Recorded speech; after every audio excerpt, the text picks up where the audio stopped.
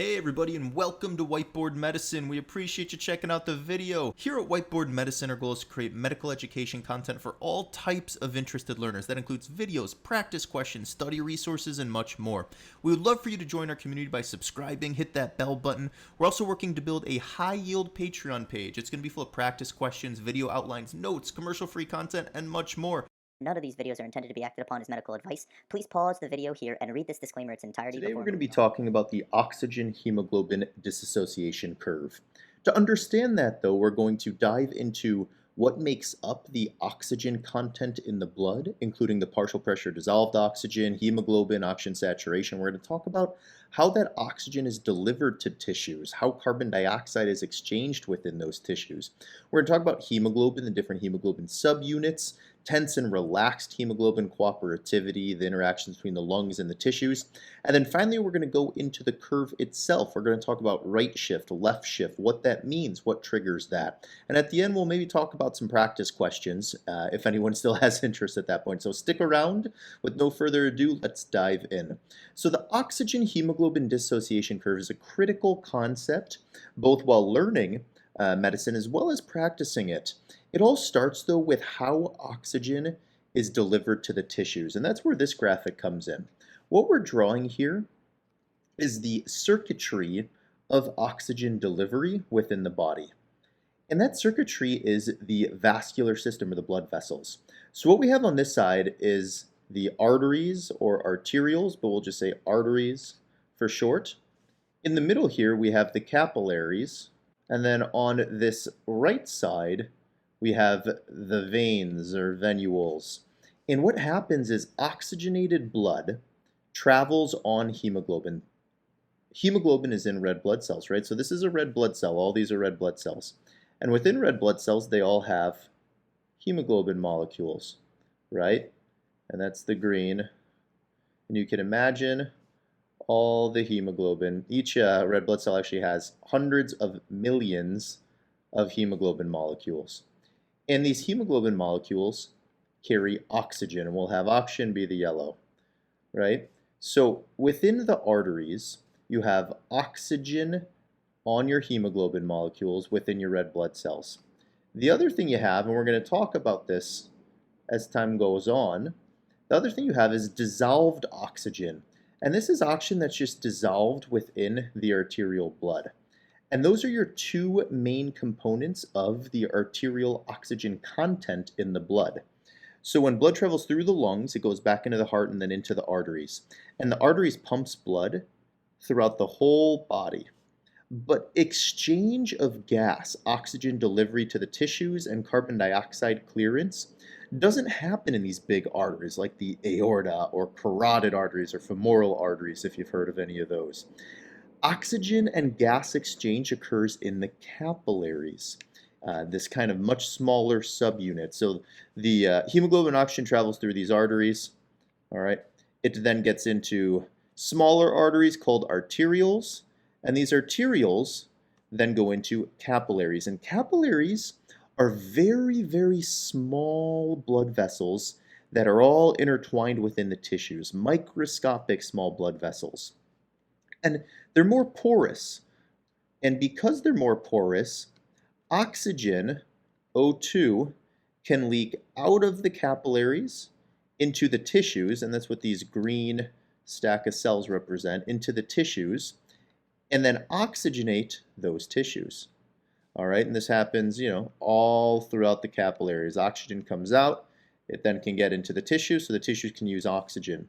The other thing that happens, though, is the carbon dioxide already in the tissues gets into the capillaries and then gets carried through the veins. All right, and we'll talk more about that. So the carbon dioxide diffuses back into the capillaries, and then that carbon dioxide travels through the small veins, our venules, into the larger veins that then travel all the way up back to the heart, go into the lungs breathe out the carbon dioxide, breathe in the oxygen, and then the cycle happens again through the arteries. So if we were to kind of zoom out a little bit, and we were to draw a little kind of shorthand here, what happens, the carbon dioxide travels through the veins, goes back into the right side of the heart, we'll draw a little heart here, This is going to be the right side, so right atrium, right ventricle, and that pumps the deoxygenated blood full of carbon dioxide to the lungs. All right, there's a pair of lungs. There's your trachea or windpipe into your bronchi. Those lungs then breathe out carbon dioxide, CO2, breathe in oxygen, right? That oxygen then goes to the left side of the heart. All right, there's a heart again, right side, left side. We have left atrium, left ventricle. And that left side of the heart pumps the blood back into the arteries, and this is oxygenated blood, right? So that deoxygenated blood full of carbon dioxide goes to the right side of the heart, to the lungs, carbon dioxide breathed out, oxygen breathed in. The oxygen breathed in gets into the blood. The left side of the heart then pumps that oxygenated blood back into the arteries, travels some on hemoglobin, some just dissolved in the blood into the capillaries. Then oxygen goes out into the tissue, carbon dioxide goes back into the venules, which goes into the veins, and the cycle continues. And that is how oxygen and carbon dioxide are exchanged in the tissues. And it's kind of the foundational understanding of this that then we'll build upon for the rest of the discussion here. All right, so defining a few things, because all this can get confusing with terminology, and maybe already did start to get a little confusing. So the terminology we're using here are somewhat threefold. The biggest umbrella term is oxygen content. And if you recall, we were talking about the oxygen content of the arterial blood here, right? And we were saying there's oxygen on hemoglobin and red blood cells, there's oxygen dissolved in the arteries. So the oxygen content is pretty much just the total oxygen in the blood. And as we mentioned, that is equivalent to the oxygen saturating the hemoglobin. HGB is hemoglobin abbreviation. And we said the oxygen saturating the hemoglobin. So SaO2 is the arterial saturation of oxygen in the blood. And then we also said, in addition to oxygen on the hemoglobin, there's just dissolved oxygen in the blood. And that's the PaO2, or the partial pressure of dissolved oxygen. So if we look above, oxygen saturation, or the SaO2, right, is how much hemoglobin is bound to oxygen, and it's shown as a percentage. And it's a literal percentage, right? If your oxygen saturation is 80%, that means that 80% of your hemoglobin, HGB hemoglobin, is saturated with blood. Or sorry, with oxygen. If your oxygen saturation is 95%, 95% of your hemoglobin is saturated with blood. And the reason we have two abbreviations here, SpO2 and SaO2, is representations of the same thing, just shown differently. So the SpO2, or the O2 sat, the oxygen saturation, is just shown on the monitor. It puts a little, you've probably seen this if you've been in the hospital, certainly if you've worked in the hospital, you put a little probe on your finger. There's even ones you could do at home. A little clip you put on your finger, and it actually reads, it shoots light waves into your blood, and it uses these waves to read how much of that hemoglobin is saturated with blood. Whereas the SaO2 is actually a measurement you get off an arterial blood gas, which it tells you the same thing, but you have to send blood work to do it. So the SpO2 shows on the monitor. The SaO2 is something you get off an arterial blood gas, but these, for all intents and purposes, are pretty much synonymous, about the same. All right? And then we mentioned in oxygen content that the dissolved oxygen is the other part of this equation, and that's the partial pressure of dissolved oxygen, aka how much oxygen is dissolved in the blood. And that abbreviation is PaO2, okay? PaO2, which just stands for partial pressure of arterial oxygen. I want to pause, though, and talk about this equation a little bit, because it'll bring these concepts together and make them more understandable. This is certainly not a comprehensive discussion on oxygen content, delivery, all those equations. We've done that before. It'll be in our critical care playlist. We'll link it in this video's description. But this equation here helps us understand the contributions of each part. So this equation is 1.34 times the amount of hemoglobin you have. And this is a lab measurement. You can send it to the lab, and you can measure how much hemoglobin you have. And this is times the SaO2. Why is this important? We're going to talk about it more. Well, the amount of hemoglobin is important, but it's only as important as the amount of oxygen you have saturating that hemoglobin. You can have all the hemoglobin in the world, but if you have no oxygen in your blood, that means you have no oxygen to attach to that hemoglobin, and that hemoglobin is useless. Same thing vice versa, right? You can have all the oxygen in the blood you want, but if you have no hemoglobin, if you're profoundly anemic or you're bleeding and losing all your hemoglobin, then all this oxygen in the blood, it has no hemoglobin to saturate, so you can't carry that oxygen. The other part of this equation is the amount of dissolved oxygen, right? So we said oxygen saturation, PaO2, dissolved oxygen. But the PaO2 in this equation is times 0.003. And this is what I wanted to focus on. The amount of dissolved oxygen is a very small contributor to the total oxygen content. The vast majority of your oxygen delivery in your blood, the oxygen content in your blood, is driven by the hemoglobin and the oxygen saturation. Only a very small amount of it is driven by just the amount of oxygen dissolved in the blood, right? Because it's a gas, and gases to some degree dissolve into liquids, and that's literally what it is. It's just the amount of oxygen gas dissolved into the blood. But most of what is important is the hemoglobin and the oxygen saturation. And some numbers to give you just, if people are numbers people, there's about 20 grams per deciliter of oxygen in the blood, and only 0.1 grams per deciliter, of oxygen arterial blood, I should specify too. Only 0.1 grams per deciliter of that 20 grams per deciliter is from dissolved oxygen, the PaO2. The other, 19.9 grams per deciliter is from this part of the equation, the oxygen saturation and the hemoglobin. All right, does that make sense?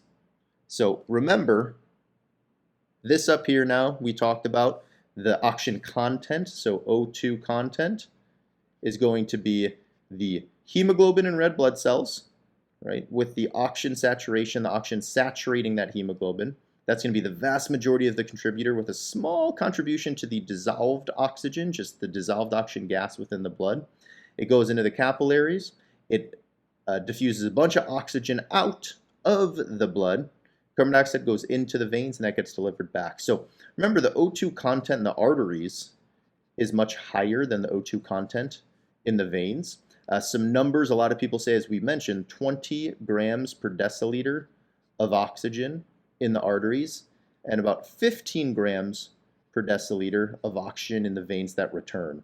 So, these are all just general numbers, but obviously do the math. That's about 5 grams per deciliter of oxygen is delivered to the tissues when it passes through the capillaries. All right, so diving even deeper, we mentioned that a large contribution of the oxygen content, aka the oxygen going through the blood being delivered to tissues, is from hemoglobin and oxygen saturation. We mentioned that hemoglobin is red blood cells. So this is a red blood cell here, right? And the green here is hemoglobin. Oh, let us mute that. Right, the green here is hemoglobin, Hgb or hemoglobin, and the yellow here is oxygen molecules. And in each individual red blood cell, there's about 270 million hemoglobin, right? So there's a huge number of hemoglobin within each red blood cell. And each hemoglobin can bind up to 4 oxygen molecules. And I know I put O2 here, but it's just oxygen molecules. So, do the math, 270 hemoglobin times 4. Hopefully we don't get this math wrong. That would be embarrassing. 828. 1,080 million, aka 1,080 million oxygen about in each red blood cell. And that's at max, right? That's if every hemoglobin is binding all 4 oxygen.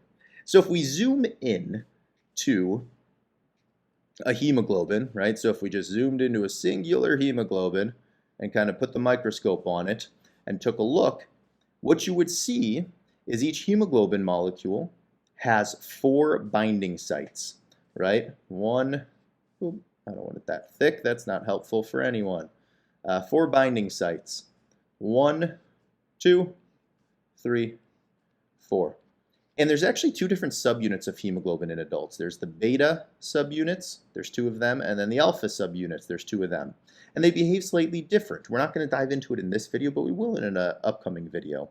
And these 4 hemoglobin sites all can bind 1 oxygen molecule, right? So you can get 1 oxygen that'll sit in each of these hemoglobin binding sites, which is how each hemoglobin can carry up to 4 oxygen molecules.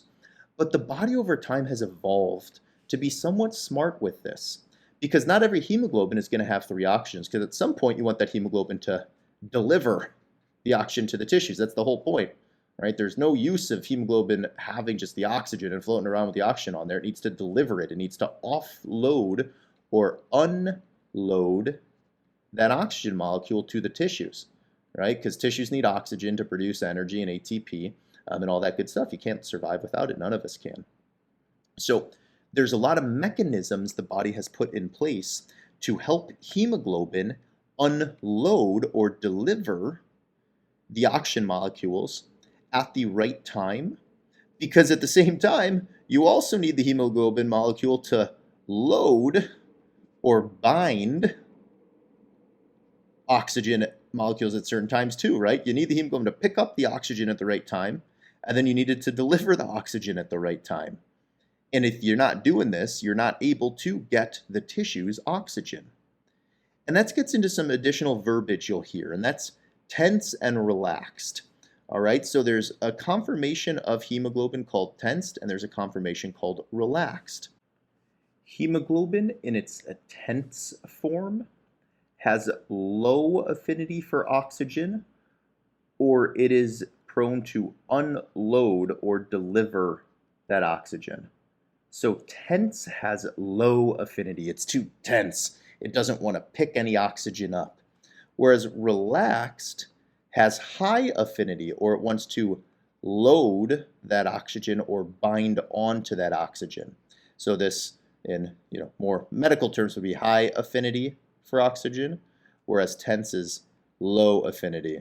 So tense is really tensed up. It doesn't want to grab onto any oxygen. Relaxed is very relaxed, easy to grab onto the oxygen. And the interaction between these two is called cooperability, because it tenses and relaxes at moments that help aid us in oxygen binding and delivery. Because as we said, we want the hemoglobin to bind onto oxygen at the right point and then release the oxygen at the right point.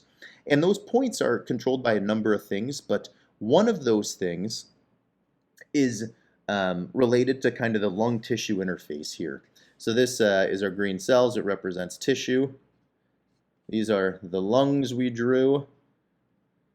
And what happens, for a number of different reasons that we're going to go into, is when the hemoglobin, the red blood cells, are going back to the lungs. Right? Remember we talked about how deoxygenated blood, right? Deoxygenated, which means that those hemoglobin had delivered oxygen, and that hemoglobin is going back to the lungs without oxygen to pick up new oxygen. It's relaxed, it's ready to pick up more oxygen, which is why all that hemoglobin can bind up a bunch of oxygen. But when it binds more and more oxygen, it actually gets tense. The more oxygen molecules, right? We said that there's 4 hemoglobin, each hemoglobin can hold on to 4 different molecules. I tried to draw hemoglobin quick. It didn't really work that well. But as each hemoglobin starts to bind more oxygen, right? So it binds 1 oxygen. It gets more and more tense. It gets more and more prone to wanting to not have that oxygen. And that's good, right? Because as that hemoglobin leaves the tissues and it's got 4 oxygens on it, you want it, when it gets to the tissues, to unload all that oxygen to the tissues. And then after it does that, it's already heading back to the lungs, deoxygenated, relaxed, ready to pick up more oxygen molecules, get to the lungs, starts to pick up oxygen molecules. It gets first oxygen molecule, starts to get a little tense, second more tense, third more tense. Now it's full of oxygen, it's very tense, it's ready to deliver all that oxygen because of the conformational changes of the hemoglobin molecule that happens when it starts loading 4 oxygens, and it gets to the peripheral tissue and it's ready, it's tense, it's ready to deliver all of it, it wants to get rid of them. Obviously it doesn't deliver all of them because it still brings back some oxygen on each hemoglobin, but that conformational change, that physiologic kind of evolutionary proneness to want to deliver oxygen as each individual hemoglobin binds more oxygen molecules, That desire to then deliver that oxygen helps us deliver O2 to the tissues, and then it helps us to bind O2 in the lungs.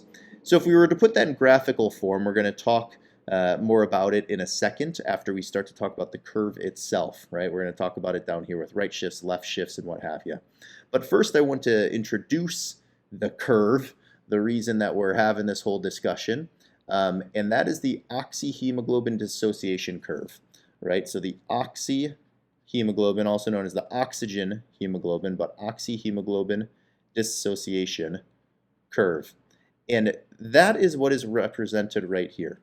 And what this curve looks at is it looks at the saturation, SaO2, right? We said that that is the saturation of oxygen in the arterial blood, or the SpO2, the oxygen saturation on the monitor, right? Both measuring similar things, as related to the amount of dissolved oxygen in the blood, the PaO2. Why does this make sense, right? I told you that the amount of oxygen in the arterial blood system, the oxygen content, is 1.34 times the hemoglobin, right, times the oxygen saturation, and then plus the amount of dissolved oxygen times 0.003. So why are we trying to relate the PaO2, the amount of dissolved oxygen, to the SaO2? Well, at the end of the day, in the blood vessels, it's chemistry just like anything else. So the amount of dissolved oxygen is related to the amount of oxygen saturating each hemoglobin molecule. Right? Does that make sense? You have a blood vessel, you have a red blood cell, it's got all this hemoglobin in here, but there's also that oxygen floating in the blood around the hemoglobin. And that's a two-way street, right? When you unload the hemoglobin, so when it's trying to deliver the oxygen off the hemoglobin, it has to go out of the red blood cell and into the bloodstream, and it becomes briefly dissolved oxygen, and vice versa. So this interaction is kind of a two-way street, right, with oxygen in the middle. And you have the dissolved components, and you have the saturated components. And the saturated components are just what is saturating the hemoglobin molecule itself. But to get that oxygen off the hemoglobin to the tissues, it's got to go into the dissolved oxygen state before it can then get into the tissue itself. All right, so there's a relationship here, and that relationship depends upon how much the hemoglobin wants to hold on to oxygen. So think about that for 1 second, and maybe I'll do another scribble as a way to potentially help us understand more. So I'm going to say this is going to be a single hemoglobin, HGB hemoglobin, right? And this arrow, as we talked about, is going to be kind of the dissolved oxygen to hemoglobin interaction, because each hemoglobin's got 1, 2, 3, 4, and then there's dissolved oxygen just floating in the blood.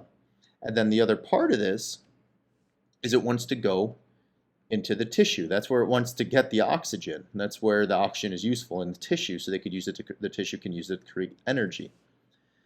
Well, how much oxygen is going either on to hemoglobin or off hemoglobin into the blood depends on that hemoglobin. And right, we said tense, relaxed. We've used some of this verbiage, conformational changes about how much that hemoglobin wants to hold on to oxygen. Right? If it doesn't want to hold on to oxygen, if it's very tense, it wants to get rid of oxygen, then it's going to favor this direction. And you're going to have more oxygen coming off the hemoglobin and becoming dissolved. If it's relaxed, it's nice and relaxed, it wants to receive all the oxygen, it's going to go in this direction, right? More of that dissolved oxygen is going to bind to the hemoglobin. And that's what this curve helps us understand. So the baseline of the curve is the curve at rest, because a lot of the discussion is, well, what happens when there's derangements that lead to changes in how much your hemoglobin wants to hold on to something or get rid of something. At rest, though, you see this kind of sigmoidal curve. And what the sigmoidal curve represents is once you get to a certain PaO2, a certain amount of dissolved oxygen in the blood, you really don't get much more oxygen saturation, right? It flattens out. So if we were to provide numbers with this, a PaO2 of 40 equates to about 75% oxygen saturation at rest. Whereas a PaO2 of 60, so it went up by 20, represents a 90, this is a percent, 90% oxygen saturation. So this went up by, oh, hopefully we can do math, 15%. With that being said, if you go from an amount of dissolved oxygen of PaO2 of 100, so you now go up by 40, that is only going to increase your oxygen saturation to 100%. So it only goes up by 10%. So this increase in 20 from 40 to 60 increased the oxygen saturation from 75 to 90. Whereas going from a dissolved oxygen from 60 to 100 only increases your oxygen saturation by 10%. And that's the sigmoidal curve. Because at some point you start to saturate all your hemoglobin, and going up with more and more oxygen dissolved in the blood, right, to visualize it, just, going way up on the amount of dissolved oxygen in the blood, if your hemoglobin is already saturated, it's not going to increase your oxygen saturation. It's not going to increase the amount of saturated hemoglobin because you already have so much hemoglobin saturated. At 90% of your hemoglobin is being saturated, going up to 100 is not going to increase that drastically as compared to 40 to 60 because your hemoglobin wants to hold on to more oxygen, right? If your oxygen saturation is low, it's 75%. That's not compatible with life, right? That's the number that shows up on the monitor, 75%. That's someone who's critically ill and on the cusp of dying. Increasing your dissolved oxygen from 40 to 60, all that hemoglobin is going to want to grab onto that oxygen, so it's going to dramatically improve your oxygen saturation. Whereas once your oxygen saturation is at 90%, your hemoglobin starts some of those conformational changes. It's going to get more tense, right? So let's just say, again, we'll draw it out. Sorry for all the drawings. Hopefully this is helpful. This is your hemoglobin. It's got 4 subunits. And, at 75%, so this PaO2 of 40 causes an oxygen saturation of 75%. That means 3/4 of your hemoglobin, your hemoglobin has 3/4 of its spots filled. So it's got 3 of 4 oxygens. All right. Then you increase it from 40 to 60. And now the oxygen saturation is 90%. So now we got to play the odds, right? Because it means some hemoglobin are fully saturated. They have 4 oxygen molecules. They're 100% saturated. While some hemoglobin still only have 3%, 3 oxygens on their hemoglobin, right? And still have 1 spot open. But like we said, as the hemoglobin gets more saturated, it goes from 3 to 4, it gets more tense. It wants to unload those hemoglobin. It doesn't want to bind more. So increasing the amount of dissolved oxygen from 60 to 100 will increase, from 90% to 98 or 100%, but it's harder to get the hemoglobin with a single spot available to bind more oxygen because it's getting more tense. The conformational changes don't favor this reaction. All right? Hopefully that makes sense. And that's why you get this sigmoidal curve. That's why you get this kind of plateau where just cranking up the amount of dissolved oxygen in the blood is not actually going to improve the oxygen saturation anymore. And as such, it's not going to deliver more oxygen. The PaO2 will go up, but remember the PaO2 contributes very little to the total oxygen content, right? 0.003 times the PaO2 compared to the actual oxygen being carried on hemoglobin. So how do we understand this then with pathologic derangement? So that was the baseline. That was the normal curve. This black is the normal curve. But people talk about this left shift versus right shift. And this is where the body, again, is smart. Because the body wants hemoglobin to hold on to oxygen and not unload it at certain times. And it wants it to unload it and give the tissue more oxygen at certain times. And luckily, we've evolved to do just this. So if we look at this curve again, this is the same exact curve, but we see this blue line and green line. The blue line is the left shift because it's simply shifted to the left. The green line is the right shift because it's shifted to the right. Let's focus on the blue line for a minute, the left shift. So what this means is you could ignore this line, right? The black line. Ooh, it won't let me delete that one, I don't know why. And the green line. And the blue line would be all that existed because it shifted to the left. It's not like there's multiple lines going on at once. It would just be the blue line. The black and green are gone because the hemoglobin has had changes that favor shifting to the left. All right, I'm going to put those back on there. And what happens when it shifts to the left is usually there's a pathologic thing going on that causes the body to want to hold on to more oxygen, right? So decrease the unloading of oxygen, which means increasing oxygen affinity. It means the hemoglobin is holding on to oxygen. Less oxygen is going off the hemoglobin and going to the tissues. What types of things, think about it, what types of things or what areas of the body would the body want hemoglobin to hold on to oxygen, to not unload it, to not deliver it? Yeah, the easiest thing is the lungs, if that's what you're thinking about, right? So we can draw some lungs here. Not as pretty as the other ones, but here's a pair of lungs. Because what do you want to happen in the lungs? In the lungs, you want hemoglobin to load all the oxygen it can, right? You want it to carry all that oxygen because it's going to go to the body to deliver that oxygen. That's why the lungs oxygenate the blood. And in the lungs, the changes that help hemoglobin decrease unloading, hold on to more oxygen, is these changes. You get a decrease in the carbon dioxide levels, right? Because you're breathing off all that CO2. That actually can cause a decrease in hydrogen ions, okay? Which a decrease in hydrogen ions is really equivalent to an increase in pH or an alkalosis. And then other things can happen too. A decrease in DPG, which is a certain kind of signaling metabolite, a certain compound that can also cause some of those conformational changes, and a decrease in temperature. So left shift is a decrease. Lefty down, down with the lefty. I don't know. I don't have a good mnemonic for that. But that causes hemoglobin to hold on to oxygen and not want to get rid of it. So then the opposite of that is going to be a right shift. And again, this would be if you ignored the blue line and the black line, that won't let me delete the other one for some reason, and all that's left is the green line, the right shifted line. Okay? And what a right shift is, it's the opposite of a left shift.